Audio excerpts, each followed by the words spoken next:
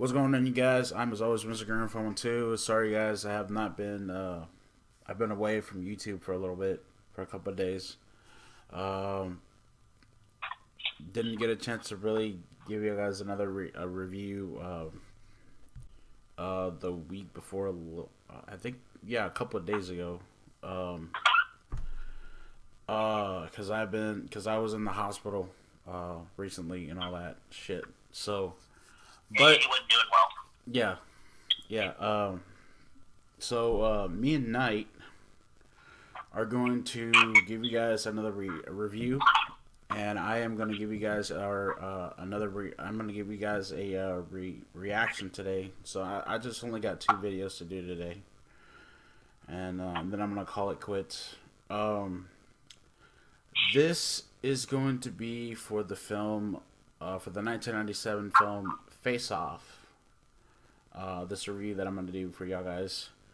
This movie was directed by John Woo. This film stars John Travolta, Nicolas Cage, Joan Allen, Gina Gershon, and Alessandro Novella. I think that's how you pronounce it. Sorry, guys. I'm not all there today. I'm kind of still a little under the weather today, but you know. Yeah, bear with us, folks here. Yeah. And I think this had Dominic Swain. I think this was her first acting role, I think. Or I could be wrong. Yeah, I'm not sure. But we're going to go through the plot like always. We're going to talk about the movie like always. And I asked him already before we started doing this if he has seen this movie, and he has said yeah. So, and yeah, I have seen this movie too. And before I do the review real quick, I want to get into real quick. There's some Nicolas Cage in this movie has to play two roles, just like John Travolta has to play two roles. He has to play the role of the good guy, and he has to play the role of the really, really fucked up bad guy. So it's like so I don't know why people thought that this movie was crap when it came out. It wasn't crap. To be honest, it was not crap. It was a really good movie. Actually, this is one of my dad's favorite movies too. There you go. This one and another movie that I'm gonna probably do tomorrow called Breakdown, which has I forget what his fucking name is now. Shit. Um, but you guys should know what movie I'm talking about. Um, but anyway, so let's start. On September 9th, 1991, FBI Special Agent Sean Archer survives an assassination attempt by freelance terrorist and homicidal sociopath Castor Troy. But the bullet penetrates Archer's chest and strikes his son Michael, killing the boy. 6 years later, Archer's vendetta against Troy culminates in his team's ambush of Troy and his younger brother and accomplice, Pollux Troy, at the Los Angeles International Airport. Troy goads Archer with knowledge of a bomb located somewhere in the city, set to go off in a few days. But he is knocked into a coma before Archer can learn more. Pollux, in custody, affirms the bomb is real, but does not know its location. At the suggestion of his partner Tito Biondi and special ops specialist Dr. Hollis Miller, Archer secretly undergoes a highly experimental face transplant procedure by Dr. Malcolm Walsh to take on Troy's face, voice, and appearance. Thus, the whole situation face off. Yeah. You know. Archer is taken to the same high security prison where Pollux is being held, and so slowly convinces Pollux that he is Troy, getting information on the bomb's location. Yeah, in this particular scene, he goes a little nuts too, Yeah, as definitely. Nicolas God. Cage would. Yeah. Meanwhile, Troy unexpectedly awakens from his coma. You should have fucking put him out of his misery, That's what they should have done. and discovers his face is missing. He calls his gang, and they force Dr. Walsh to transplant Archer's face onto him. Troy then kills Dr. Walsh. Huh? Oh, Go ahead. yeah. Troy then kills Dr. Walsh, Biondi, and Miller, the only three that knew of the transplant. At the prison, Archer prepares to tell Biondi of the location, but is surprised when Troy appears instead, with Archer's face. Troy goads Archer that no one knows of the transplant and that he will take over Archer's life. Pollux is freed when he willingly tells Troy as Archer of the bomb's location, and Troy disarms the bomb in a dramatic fashion. Troy as Archer earns admiration from the FBI office while Troy becomes close to Archer's wife Eve and daughter Jamie, whom Archer had been neglecting while chasing down Troy. Meanwhile, Archer as Troy escapes after staging a riot and retreats to Troy's headquarters, posing as Troy. There, he meets Sasha, the sister of Troy's primary drug kingpin, and her son Adam, who reminds Archer of his son Michael. Archer, and he kind of looks like him a little bit. He does. Yeah, when you see the movie, you'll know what I'm talking about. Definitely does. All right. Archer discovers that Adam is Troy's son. Troy learns of Archer's escape and hastily assembles a team to raid his headquarters. The raid quickly turns into a bloodbath, killing numerous FBI agents and several members of Troy's gang, including Pollux. During this, Archer, Sasha, and Adam are able to escape. Archer's supervisor, director Victor Lazaro, blames Troy as Archer for the numerous slayings. Troy, furious after Pollux's death, kills Lazaro, making it look like a heart attack. Because he's a fucking asshole. Damn right he is. Troy, as Archer, is promoted to acting director as plans are made for Lazaro's funeral. Archer finds safety for Sasha and Adam. He then approaches Eve and convinces her to test Troy as Archer's blood to prove his identity. Convinced of her husband's identity, Eve tells Archer that Troy will be vulnerable at Lazaro's funeral. At the ceremony, Archer finds that Troy has anticipated his actions and takes Eve hostage. Sasha arrives, and a gunfight ensues. Sasha manages to save Eve after taking a bullet. Archer promises a dying Sasha to take care of Adam and raise him away from criminal life. Troy flees the church with Archer pursuing him. And there's a scene where you can really see it's not as you can see that it's not them, that it's not Travolta and fucking Cage. It's their fucking stunt doubles. They should have fucking fixed that in post. But okay. Anyway, we'll get to that. Yeah. Troy briefly takes Jamie hostage, but she escapes by stabbing him with a butterfly knife that Troy had given her for self-defense. A speedboat chase ensues. Yeah, that's the part I was talking about. In which Archer forces Troy to shore by collision. Then bests Troy in a melee fight.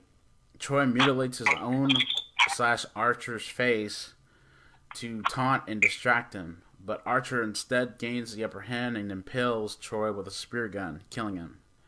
Backup agents arrive and address Archer by name, having been convinced by Eve of Archer's true identity. After the face transplant surgery is undone, Archer returns home with his fucking face in tow. Indeed. Uh, Adopting Adam and into his family and keeping his promise to Sasha, thus ending this fucking movie. Yeah.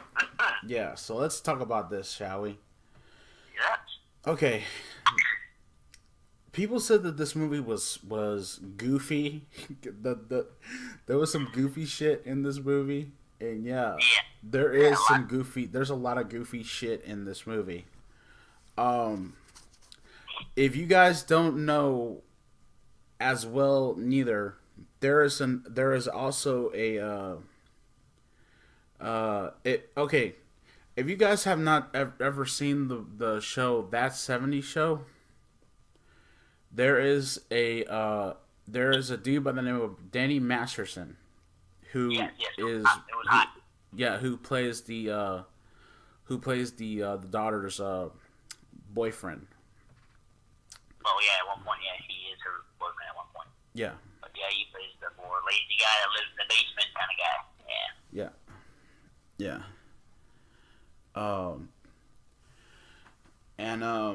There's a scene in which he is trying to get into her pants, stuff like that. And John Travolta's Castor Troy comes out and just starts wailing on the dude and stuff like that. Oh man. And scares the shit out of him.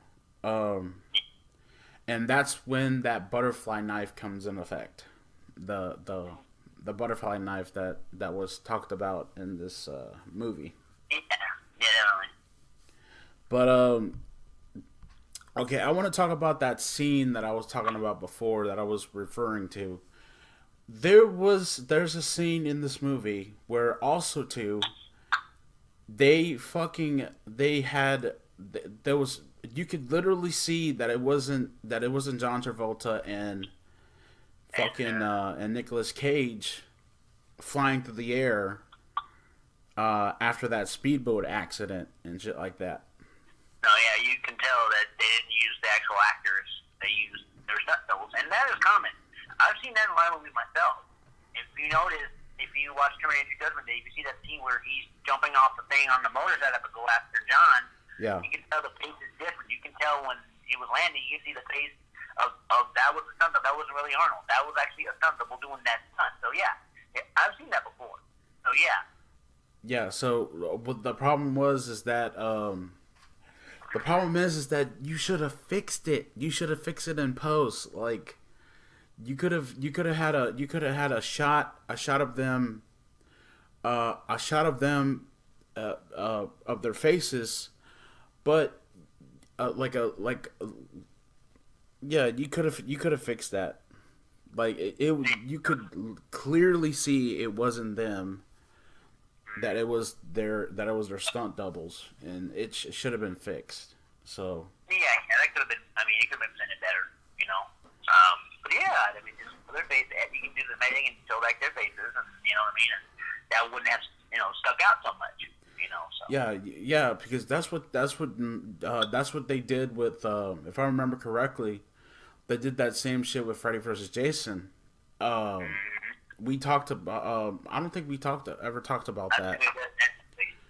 But in Freddy vs. Jason, there is a close-up shot of Robert Englund getting his ass handed to him by Jason as Freddy. They used a stunt double. And they also used a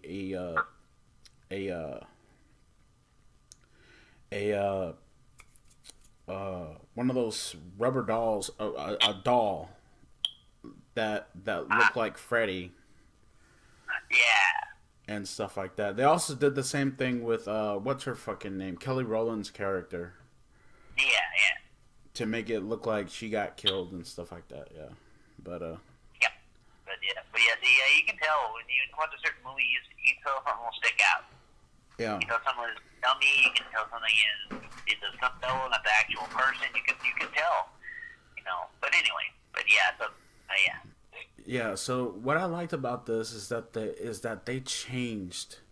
Is how John Travolta and Nicolas Cage literally changed characters. Like Yeah. one became an asshole. Like one was an asshole to begin with and became this dude trying to get back his family, and then the other guy became the guy trying to fight this other villain, trying to fight this villain, and be him himself becoming the villain. You know what I mean? So Like they're inside each other's personalities, inside each other's bodies, really. Exactly. This is a face transplant. Now, that's something that's really done. I mean, you heard of transplants. Like, transplant people can transplant a lung or whatever. Heard of those kind of things. But this is a face transplant here.